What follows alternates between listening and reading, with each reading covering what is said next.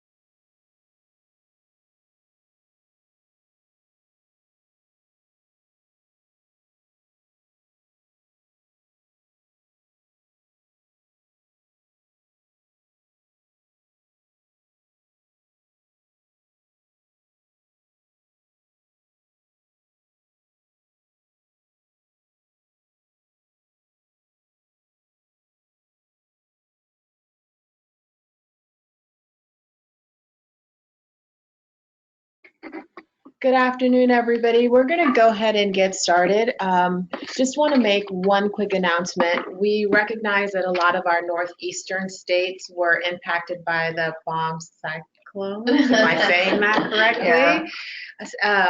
And so we want to honor the time of those of you who were able to join the webinar today, but we are recording the webinar, and we very well may offer another opportunity, particularly since we had about 8 states that are in the northeastern either corridor or along that line who, due to the weather, were either closed today, delayed starts, etc. And so we want to give them an opportunity to also join.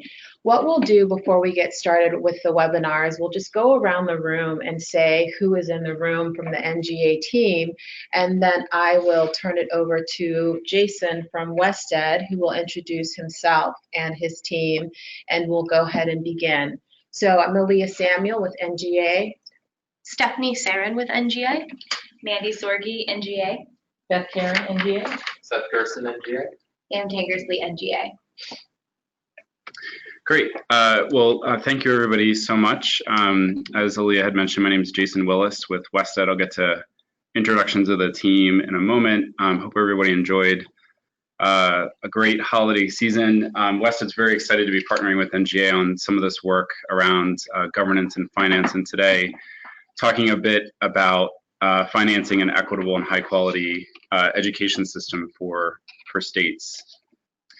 So the just in terms of the team, as I said, my name is Jason Willis. I'm a director with WestEd, overseeing the agency's work on organizational development and school finance. I'm joined today by three of my colleagues, Alex Berg-Jacobson, Kelsey Crossan, and Judy Ennis, all three of which have a tremendous amount of technical assistance and research experience in the areas that I mentioned before, having worked with states and local school districts over the last several decades. Also just wanted to appreciate the NGA staff for all their work on logistics and setup for today. There's a lot that happens behind the scenes for this work, so much appreciation for the staff on that as well. So just a moment about WestEd. As the name might imply, most folks think we come and do work primarily on the West Coast. The fact of the matter is that we're actually a nationally based nonprofit, nonpartisan research, development, and service agency. We offer and run several regional and national centers, as well as maintain nearly a dozen regional offices across the country, doing work with 46 states, including the District of Columbia. So for today's objectives, there's primarily three. I think first and foremost is trying to get to a baseline and common understanding around some key issues in education school finance and some of the trends that are signaling kind of possible future directions of matters that we have to be able to address in the future. We also want to engage in some discussion with you as staff to executive leaders in your states about some of your most pressing issues and talk a little bit about some of the upcoming additional opportunities for engagement in the near future.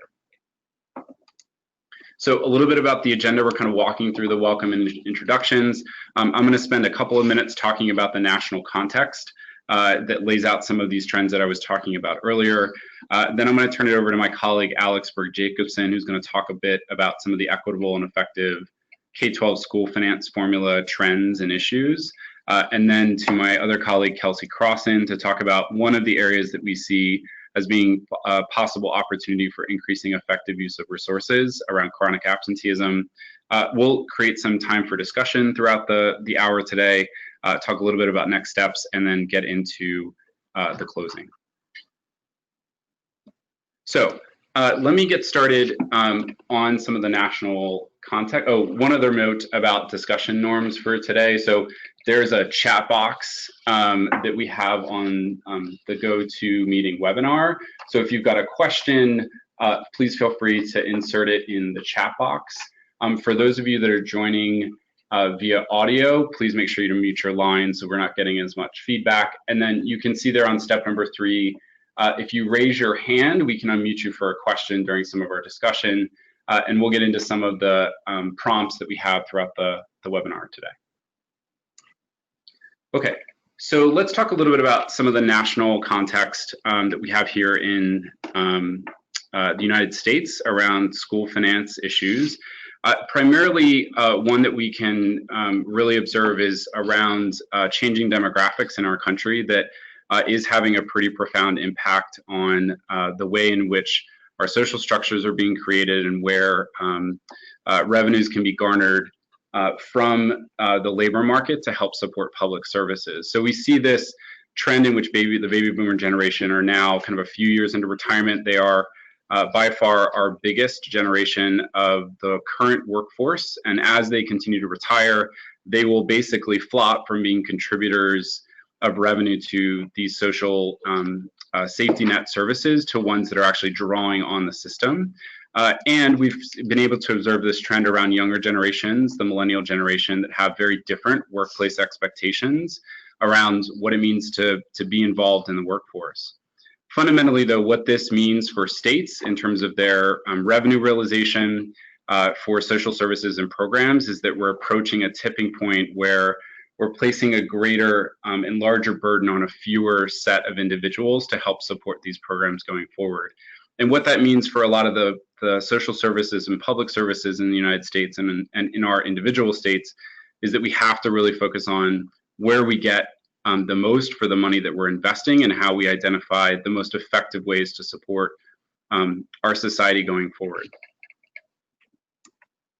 So another thing that we can observe is a change and a shift in the way that specifically public education has been funded. As generally one of the largest expenditures in states' budgets, public education generally has come from taxes such as property, excise, and other bases such as corporate and general sales.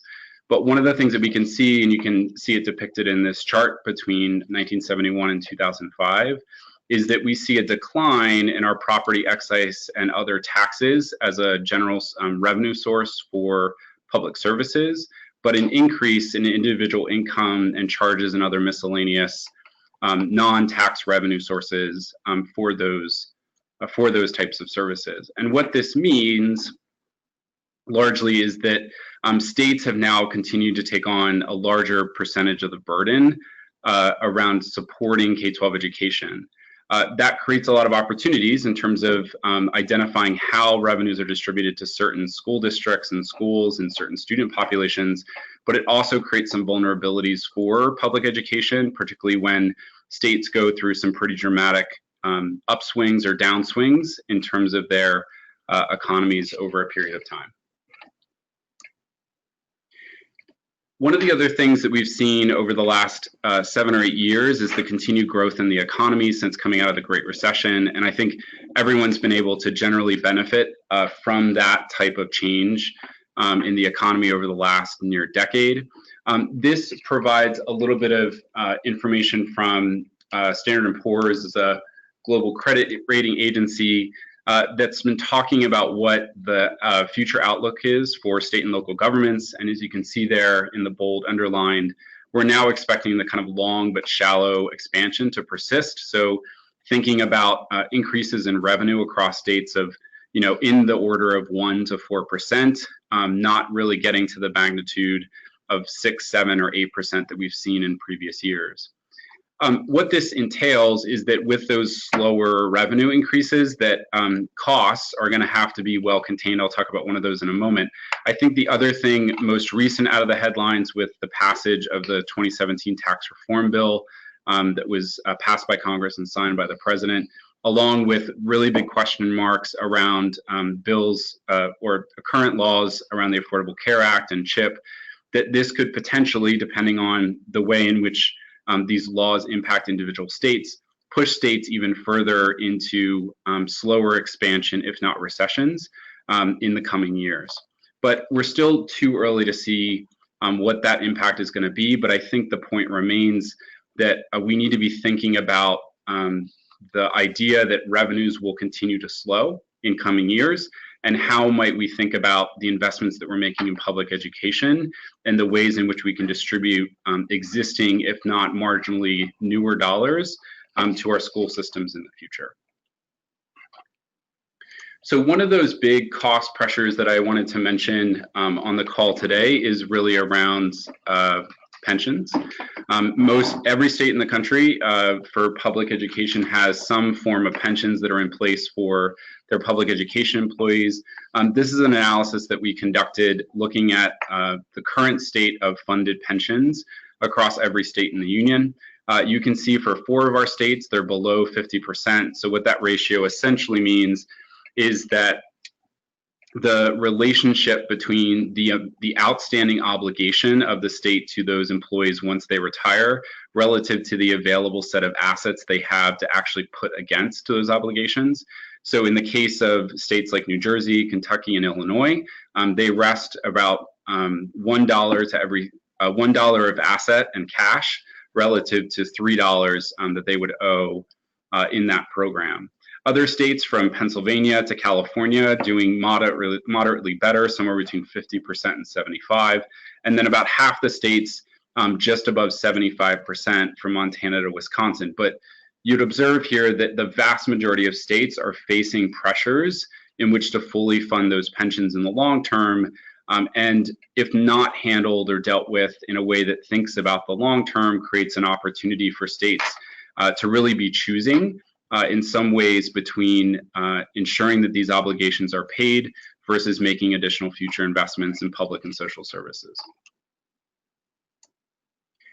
The other thing that I'll mention before I'll just take a pause if there's any questions or comments from folks on the phone is really thinking about impacts beyond the bottom line. One of the perspectives that we take at WestEd around issues and matters of school finance is that while it is dollars and cents, it also has long-reaching impacts to other places within our public school institutions.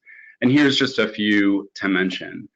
First and foremost, as I was mentioning before, that some of the impact to students is really potentially forcing leaders to choose between employees and programs for students. So if I'm a school district leader, a superintendent, a chief financial officer, and I'm faced with having to increase costs associated with mandated pension programs, but I only have so much revenue that's coming in, I have to choose between putting those dollars against those types of expenditures versus revisiting expanding early learning for kids or expanding recovery programs for high schoolers that are struggling in their early 9th and 10th grade years. The other thing that we see is that investment in key kind of student support also tend to wane in these tight budget times. So things that most people wouldn't think about, but are pretty critical in the long term of our infrastructure for public schools is really important. Things like routine maintenance on building, painting the buildings, ensuring that the walls are maintained, that the facilities are maintained, but also things like transportation and the infrastructure for delivering food for our kids are also things that tend to get squeezed pretty hard during these lean times. The other thing that I'll mention, and then we'll take a pause to see if any folks have any questions or comments, is really around impact to employees, and that most of the revenue increases to school districts are likely to go to these pension and health and welfare contributions rather than to salaries. Now, you could say that employees will benefit from those, but they just come as a different benefit. And this is really tied primarily to the second bullet, in which when you are putting more dollars into pension and health and welfare contributions and not necessarily into salaries, you potentially create some problems around comparable wages, which in the longer term create challenges for the labor market in school districts for understanding how you can attract really good high quality talent into the classroom to stand in front of our kids, or high quality talent to run schools or our school districts. And so over the long term, considering these kinds of trends are going to be really important as we kind of step forward into thinking about how we can achieve more equitable, high quality school finance formulas, or how we can think about using resources even more effectively moving forward. So let me take a pause. We have a couple of minutes before we move on to our next section with Alex, and see if we've had any questions or any comments from folks on the line. Okay, so none so far. So let me turn it over to my colleague Alex, who can start with our next section. And I'm just about to unmute him. Okay. Alex, are you with us? I'm here. Great. Okay, so Hi, everyone. Alex will take us into our next section. Alex, go ahead and get started. Okay, great. Thanks, Jason. So, hi, everyone. I think with that national context in mind, I thought I will turn now to the central mechanisms by which states fund education, their K-12 school finance formulas. Go to the next slide.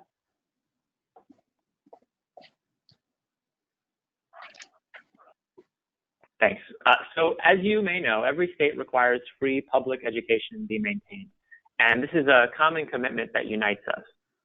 But the strength of the duty imposed on state legislatures, it varies from simply mandating a system to using terms like fundamental and paramount when describing the mandate. So the categories we have on the slide here illustrate the spectrum of language from the weakest language to stronger language. And these were published by the National Conference of State Legislatures and originally created by legal scholars. So as you can see, the relatively weaker language it's far more common. 34 states have language that's sort of more simple. It doesn't put as many duties on the state legislature. But I would stress that the effect of stronger language with respect to constitutional mandates is unclear. Having stronger language, it's not clear whether that has any particular effect on the education system in the state. Regardless of the particular language used, every state guarantees access to public education. So you can go to the next slide, please. So despite this commonality, this thing that unites us, state and local resources provided for education are not always allocated equitably. By one measure, in 21 states, poor students on average attend districts with lower combined local and state revenue than non-poor students. And this is despite the fact that poor students are commonly understood to have greater needs. Now, I wanted to note we have a couple of states on the line who are featured in the graphic on the slide. I believe Alaska may be on the line with us, and they were rated most progressive by this measure. And then I think Illinois also might be on the line, and they were featured as most regressive. But I would be quick to point out this is just one measure, and it's a very complex issue. And it is a relatively simple measure as well. It should also be noted with respect to Illinois that they made significant changes to their funding formula recently, and these are not captured in this measure in particular. All of that said, though, I do think these results illustrate a key issue with respect to fiscal equity and the extent to which resources are allocated equitably to districts and to students. Another way, and we move to the next slide, please. Another way to think about equity is the extent to which whatever amount of funds are provided are spent efficiently to produce the desired outcomes. So consider, for example, that between 1993-94 and 2013-14, per pupil revenue nationally grew by almost 30%. But over the same time period, student achievement, according to the NAEP, remained stagnant or increased only slightly. I presented here the NAEP reading scores, but the math scores over the same time period look very similar in terms of the trend. And I would also point out that this is a very simple way of presenting this. Is an overly simplistic picture, perhaps, and I don't mean to suggest that there's a causal relationship between these two facts. The story underlying them is very complex. But I think it's fair to say that if education spending were perfectly efficient, we would reasonably expect to see more improvements in this key outcome of student achievement as a result of the increases in spending. Next slide.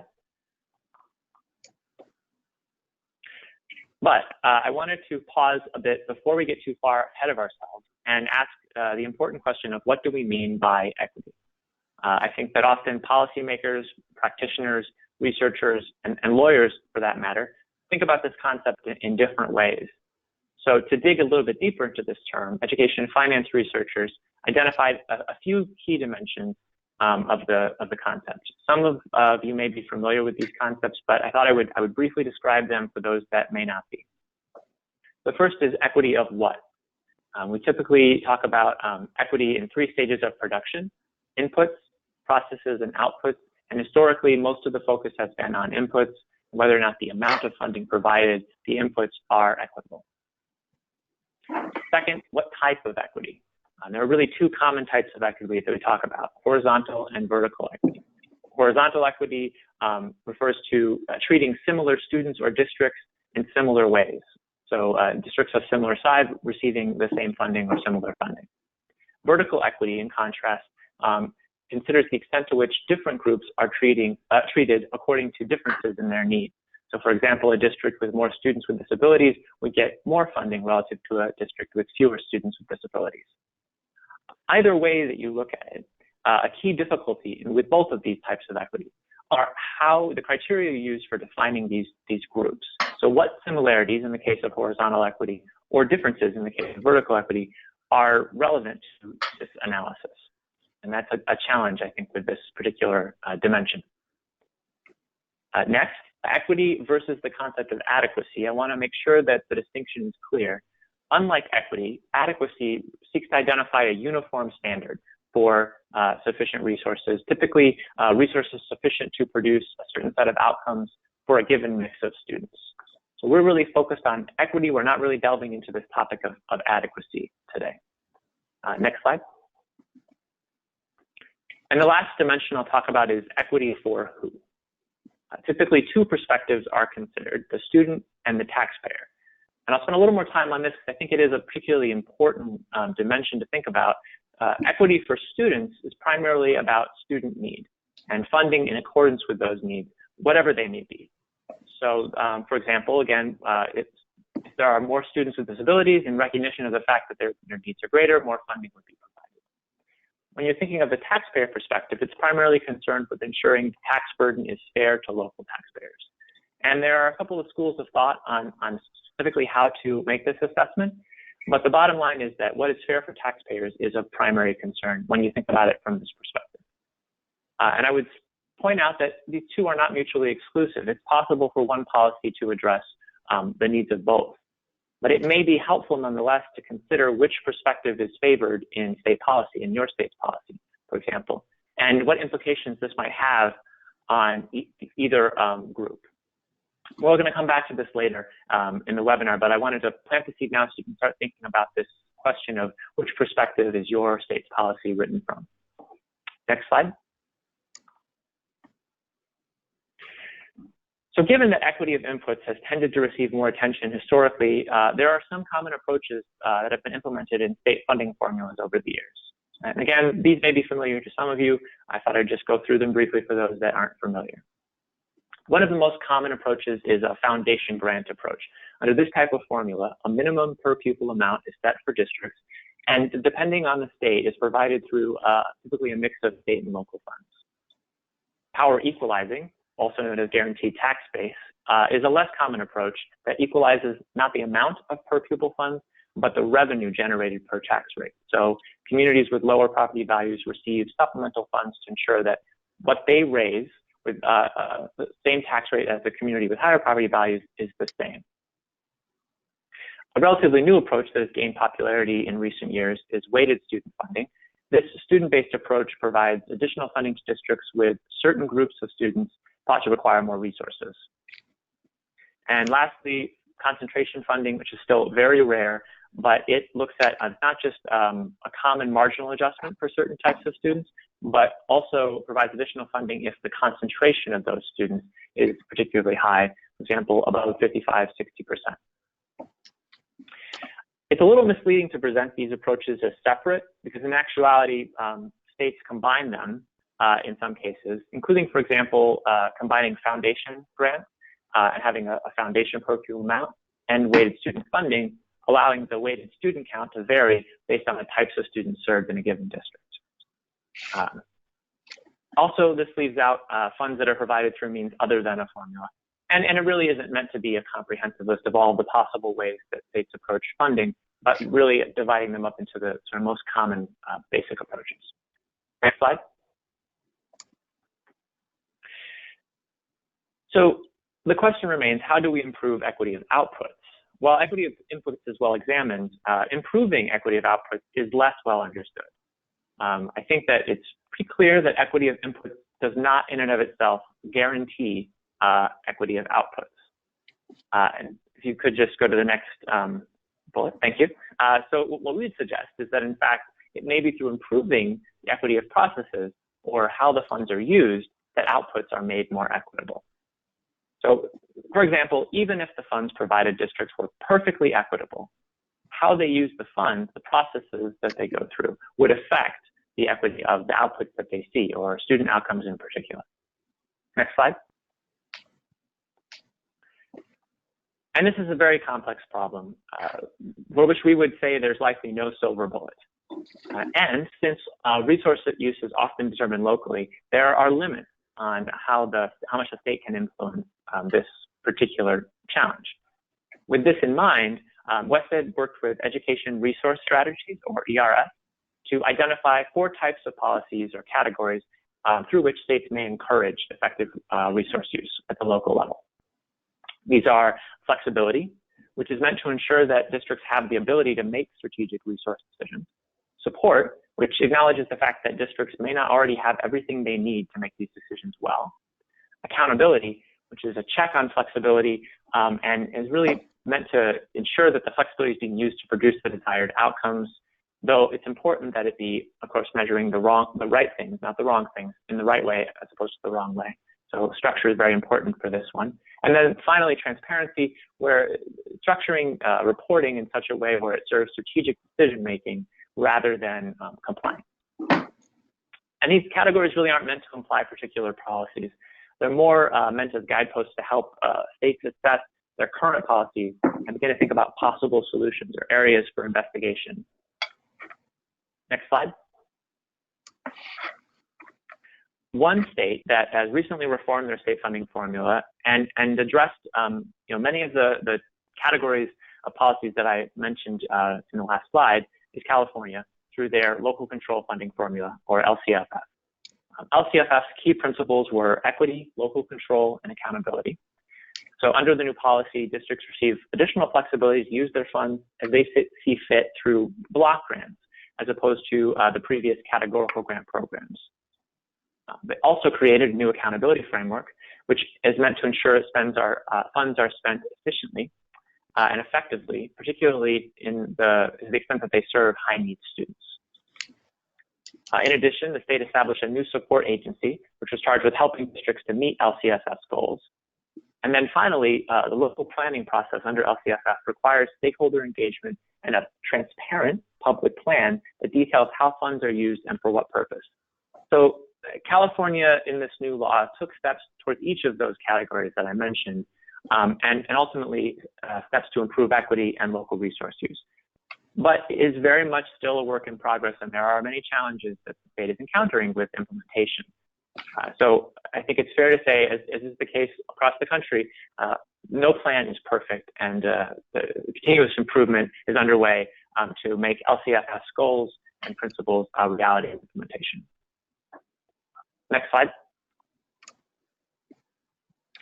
So to sum up, all states guarantee a free public education system, but the extent to which resources for this system are allocated and spent equitably vary. What we mean by equity may also vary. And so establishing norms and illuminating dimensions of equity are perhaps a crucial first step. There's a long history of efforts to improve equity of inputs, but improving equity of outputs is less well understood, and it may require more careful assessment of the problem and perhaps innovative or bold action on the part of the state, as well as, of course, districts and schools. So with that, I want to pause here and I wanted to pose a couple of questions, but of course, also if you have questions yourself, feel free to put them in the chat box. But just to start our discussion, I'll pose these two questions. Whose perspective does your state's funding formula favor, the student or the taxpayer? And what changes would your state have to consider to make your formula more equitable for both?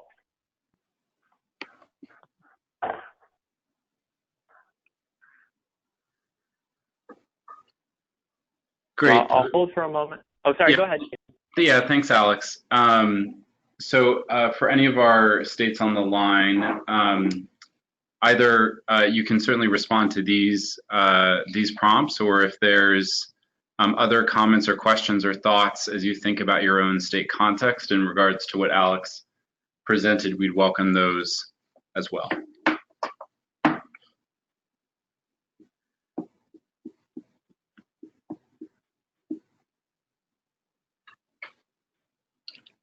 I'm allowed to ask a question. Oh, sure. Yeah. Hi, I'm Steven. I'm in our Office of Government Relations. Sorry I came in late. Great presentation. I'm curious, you had the whole slide about constitutions. Yeah. In Washington, we've seen a lawsuit that essentially alleges the state has not been living up to their constitutional mandate to fund education at adequate levels. So essentially the courts have continued, even though Washington's continued to add in money, the courts have continued to say that that does not meet the state of that constitution. So I'm wondering, even though we may have different levels of how serious the Constitution is in regards to education funding, do we actually see any correlation between those constitutions and their seriousness towards how states should spend their education dollars and the equitable funding levels that you're seeing and how those states rate high? Yeah, Alex, I'll start on this and then you can jump in. Thanks so much for your question. I think it should be probably take a while to unpack that, but very briefly, So a lot of those, as Alex said, regardless of the type of language or the strength of the language, there's no like direct correlation with either the amount of funding and or whether that funding is resulting in strong outcomes for students in the state. The other thing that I would say is that depending on the state in which you are talking about, the way in which those debates happen are different and usually are dictated by the way in which the plaintiffs in the case against the state craft their original argument. So for example, in places like New York, with their campaign for fiscal equity lawsuit that was settled a couple of years ago, that is like pure an adequacy issue, right? So given a set of standards, the amount of money that is being put into education in New York, what's the amount of money that's needed to get to that level? In places like Kansas, it's a combination of both, where the plaintiffs have claimed on the basis of both adequacy and equity. And what the court has been saying to the state is that in none of the ways in which they've come back to the court are they satisfying the standard in which the court believes is necessary in a state like Kansas. The last thing that I'll add, I think from WestEd's perspective, is that one of the things that's very devoid in these conversations is the broader context of what you do with the money, right? So not a lot of these court cases, nor has there been a lot of analysis, and hopefully this work allows us to explore this going forward, is asking the question, like, what are you doing with the first $1 billion or several $1 billion that you're already putting into the system? How do you create opportunities for the states and for their local school districts to be supported in pursuing more effective ways to use those dollars to increase outcomes?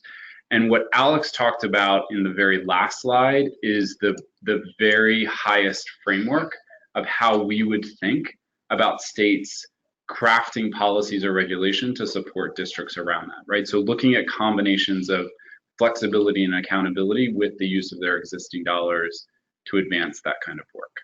But those are ongoing battles that are happening in well over half of our states currently. Alex, is there anything else you'd want to add to that? The only thing I would add is that Washington, according to the categories presented, and again, these are really just looking at the constitutional mandates and constitutional language, but Washington is in category 4. So the relatively strongest language, which I think speaks to Jason's point that there really hasn't been found to be a correlation between the categories and any particular outcome. I think in particular the article that the National Conference on State Legislatures, where this was published, made a point of saying that some, in fact, legal scholarship has found no correlation between the language of the clauses and litigation outcomes in particular.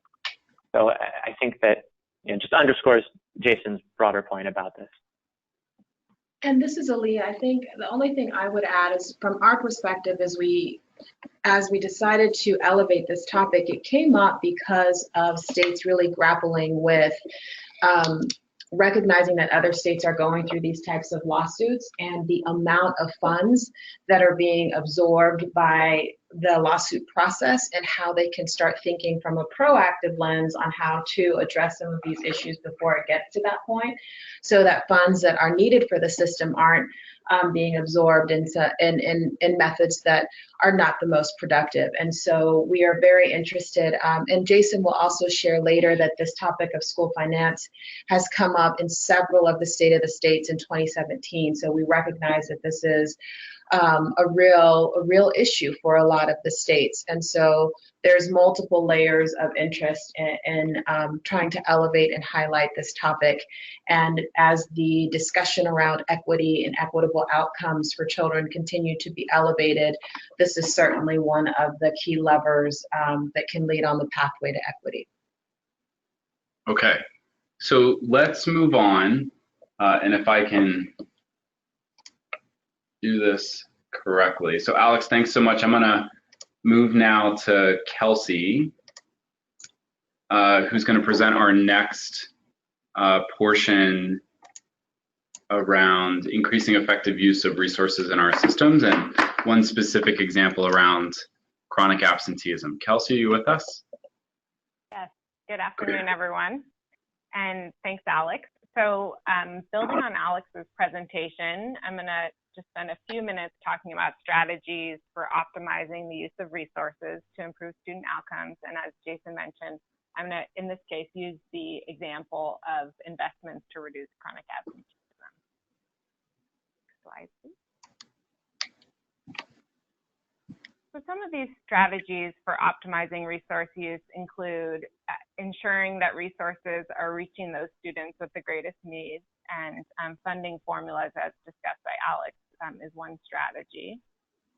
Another strategy for optimizing resource use is ensuring that resource allocations are aligned with goals for improving student performance, and this is suggested in the work by Michael Fullen and other education researchers and practitioners. Also, creating mechanisms at the state level to provide greater local control over resources, and then as part of that, holding districts accountable for improved student outcomes. And the last two strategies here are really the focus of our discussion today.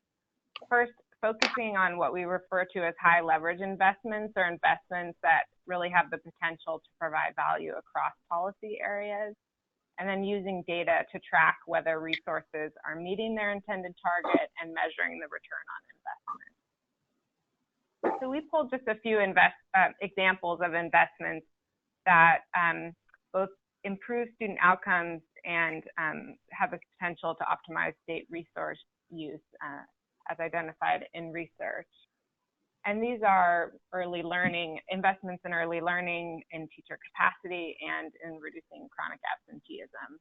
All investments that can be made now and that have the potential to reduce costs down the line. So we'll focus on chronic absenteeism, and this is an issue that I became involved in back in 2013, working for California's Attorney General's office. And she really saw that reducing elementary chronic absenteeism was a smart strategy for decreasing incarceration rates in the future. Next slide, please. So as we've seen in headlines and from research and from experience, chronic absenteeism really comes at a high cost. It increases the likelihood that students are unable to read well by third grade, that they will fail classes in middle school, and that they will drop out eventually. And according to the American Council on Education, dropouts cost federal and state governments hundreds of billions of dollars in the form of lost earnings and welfare and medical costs, and billions more for dropouts who end up in prison. And in states where school districts are funded based on attendance, districts with these high rates of chronic absenteeism can really lose substantial funding due to absences, and particularly in areas where there's really high concentrations of chronic absenteeism. And in our work in California, we estimated that school districts lost $4.5 billion over 4 years due to absenteeism, money that these districts really needed. So despite these costs, as this quote from the U.S. Department of Education Office of Civil Rights suggests, for a long time, chronic absenteeism went unmonitored in many states, but much has really changed in the last few years. So as you all know, since 2015, states are now required to report their chronic absenteeism rates for schools to the U.S. Department of Education. And about 36 states plus DC included chronic absence in their ESSA state plans as of September 2017. Next slide, please.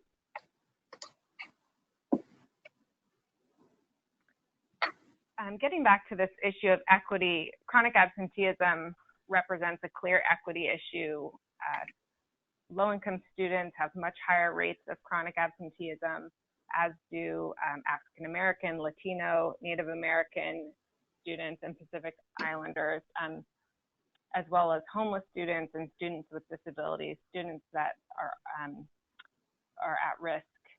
And chronic absenteeism is also really widespread across the nation. An estimated 7 million kids miss nearly a month of school, and this really represents a huge loss of learning time for our country. Next slide. So back to this idea of effective resource use and high leverage investments.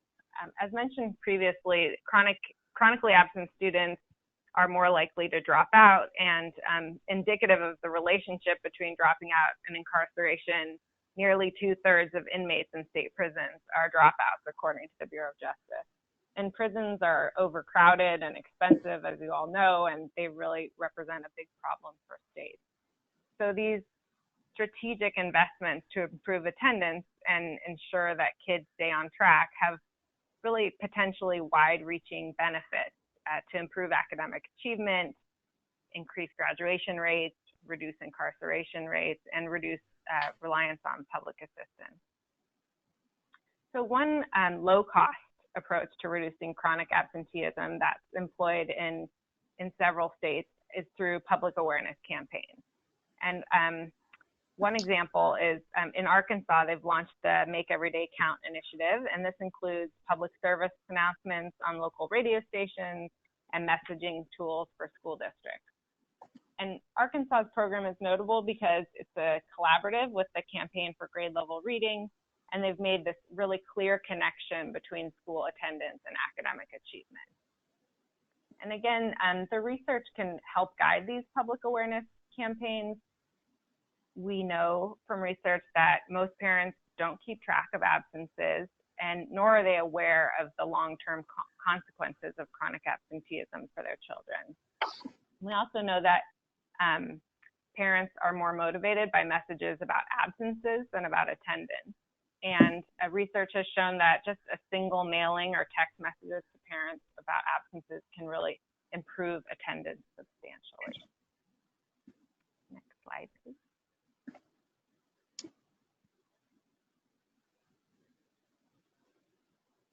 Well, the availability of data alone is not enough to really inform resource allocations. When used strategically, it can provide critical information about where and how to direct resources in the state. So in the case of chronic absenteeism, data on absence rates just from the first month of school can be used as an early warning that students might be in danger of getting off track. And poor attendance can be an even better predictor of whether students will drop out than test scores. So several states and many school districts have started to include chronic absence as part of their early warning system. For example, Virginia's early warning system tracks 10% absenteeism in the first 20 days of school, in the first grading period, and over the entire year. And this is just one of several warning signs used to monitor student progress, and it's part of this an integrated approach to dropout prevention in the state. Data on chronic absenteeism can also help states to pinpoint where to direct resources. So now that schools are collecting chronic absence data under ESSA, states and school districts can really use this information about how many students and which students are chronically absent to determine the level of resources and support needed to improve attendance. And there's really a clear role for the states here in supporting schools and school districts through their state data infrastructure. And Maryland, which is the first state to track chronic absenteeism, is a good example of this. They provide publicly available data on chronic absence and average daily attendance on the state's report card website. And they also launched a comprehensive campaign in 2014 to improve attendance, and this was in partnership with Attendance Work.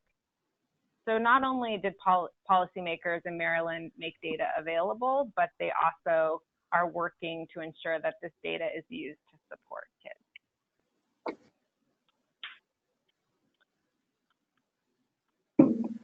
As policymakers have done in Maryland and in other states, the state can also play a role by encouraging intervention. So this is getting to this idea of targeting the problem. But schools and school districts really can't do this work alone.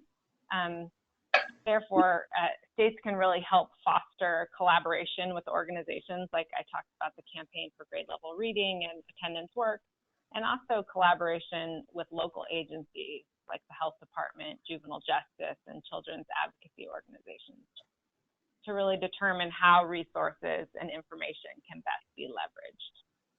And the state can also model this type of collaboration by forming cross-agency task force or commissions at the state level, which some states have done. States can also finally serve as a really important source of support to schools and school districts. In Connecticut, in addition to a public awareness campaign, the state enacted legislation in 2015 requiring the establishment of district and school attendance review teams where rates of chronic absenteeism are high. And this helps just ensure that schools and school districts are actually responding when attendance problems are identified. And then to support this work, the governor and the commissioner of education jointly produced a prevention and intervention guide as a resource for school districts. Connecticut has also adopted chronic absenteeism as an accountability measure in their ESSA state plan and set a really high bar for improvement. And likely as a result of all of this focus on chronic absenteeism, they've seen a decrease in chronic absence rates over the last few years. So essentially, as we tried to outline in this presentation, states can really optimize their allocation of resources by both investing in policies that are high leverage that benefit multiple policy areas, and by using data to track their investments and to ensure that dollars are reaching the students with the greatest needs. So, and investments in chronic absenteeism are just one example of this type of investment. Next slide, please. So now we'd like to just have you weigh in on the biggest opportunities in your state for optimizing education resource allocations and the areas in which you think that your state has really been most successful at using data to drive educational investment. Great, thanks, Kelsey. So as Kelsey offered, if any of our states on the phone want to weigh in on some of the prompts, that'd be great. Or anything around chronic absenteeism that is coming up for you in your states, or if there's other questions that folks have around this topic in particular.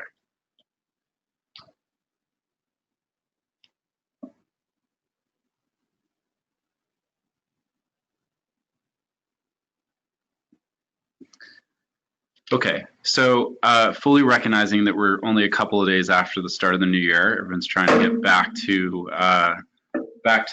the work. We'll move into kind of next steps and some of the things that'll be happening next on this side. So I just wanted to appreciate Kelsey for putting that together, offering one example of ways in which we see a very clear example of how thinking about an existing issue can increase the effective use of resources. So where I wanted to go now, this is was mentioned a little bit earlier. We looked at the 50 State of the State addresses that happened in 2017. And this just lays out kind of frequency of mention around certain topics in K-12 education. So we can clearly see that school finance, in most cases to the second nearest topic around early learning, was mentioned at twice the rate of other topics. So then early learning, college and career, followed by educator quality. So it's clear to us that states are focused on this issue. They're wanting to look for ways to either increase funding, consider changes in their funding formulas for states. Now we have obviously the 2018 State of the State addresses coming up, and we've been looking at some other trends that have been occurring around legislative agendas and things like that, all of which continue to indicate that school finance will be a continued hot topic, whether it's in regards to adequacy and equity studies that are being ruled on by the courts, or the work of the governor and the legislature to want to continue to improve quality within K-12. So I want to use that as a jumping off point, and would ask for each of the states involved to kind of respond to our kind of final prompt in terms of planning for future topics.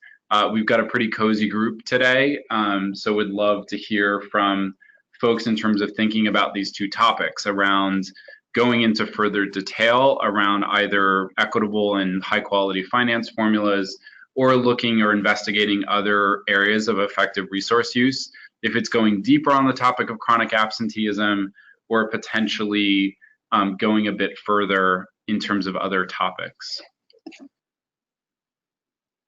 So I am gonna try to do this technically, but I'm unmute April, Donald, Latanya, and Mary. Did I get that right? You don't worry about April, she's NGA. Oh, got it. Yeah. Okay. Okay. So Donald, Latanya, Mary, if you guys want to weigh in on the prompts.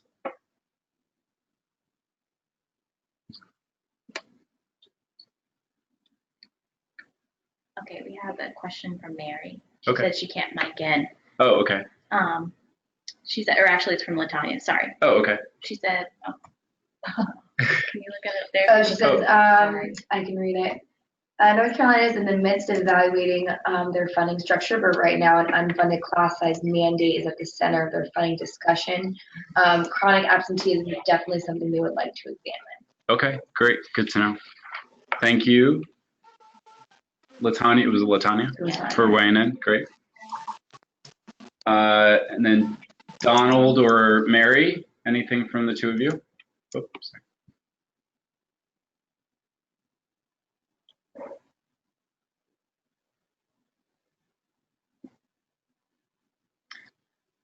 Okay, so then let's move on to just to close out to make sure we're being respectful of everybody's time.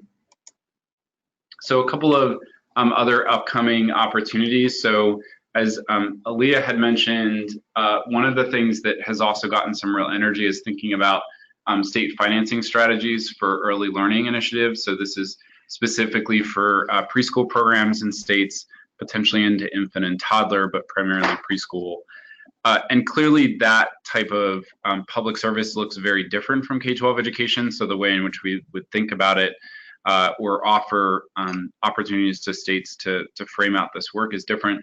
But we'll be doing an upcoming webinar in February on actually 14th, Happy Valentine's Day, at 2:30 Eastern for an hour on the topic. So if yourself or somebody else in your office would be interested in learning a little bit more about the early learning and state financing strategies, we encourage you to come onto the webinar. Our understanding is that this was presented as a panel at the December convening in Miami and got a lot of great questions and continued conversation even after the panel was over. So we'll be doing a follow-up on that. And as I had mentioned earlier, we'll be setting some dates for some follow-up school finance webinars around both of these topics. Again, I want to thank Latanya for weighing in on chronic absenteeism as something to go a bit deeper into as we move forward.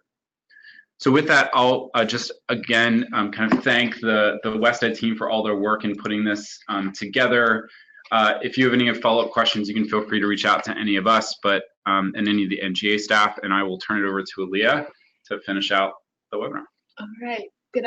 So first, I would like to thank Jason and his team. As one of the roles and responsibilities of the NGA team is to be responsive to the needs of all of you. And as we monitored the state of the states and realized how big of an issue school finances is becoming or continues to be, we felt it was important to elevate the issue to you. As we think about upcoming webinars, please feel free to let us know if there are specific topic areas or strategies that you would like to dig deeper in, and we are happy to coordinate that.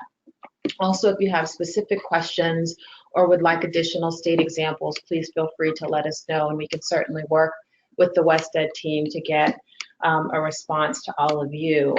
We will have just a few other quick updates. The January newsletter will go out end of this month on January 29th. We will include a link to the audio version as well as the PowerPoint slides if you are interested. So all of that information will come out to you.